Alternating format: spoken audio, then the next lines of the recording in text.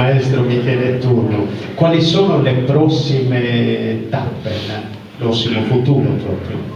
Allora, intanto è in preparazione il nuovo disco, siamo un po' in ritardo, ma come sempre le altre attività corali sapranno bene cosa dico, non si giunge mai puntuali alla data. Quando si decide di programmare un evento come può essere un'incidente discografica, ci sono sempre dei problemi, perché o non si è contenti della performance, perché comunque ogni volta che un coro viene ripreso da un impianto di registrazione non dà mai il 100%. Quindi dovrebbe uscire entro i prossimi mesi, speriamo. E poi continuiamo imperterriti il nostro percorso sulla ricerca e sulla valorizzazione dei poeti di Bonarcado, che abbiamo visto sono di ottima penna.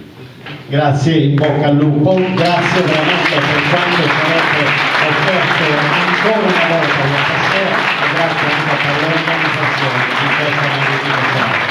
Grazie ancora al coro Bonacato di Bonarcado.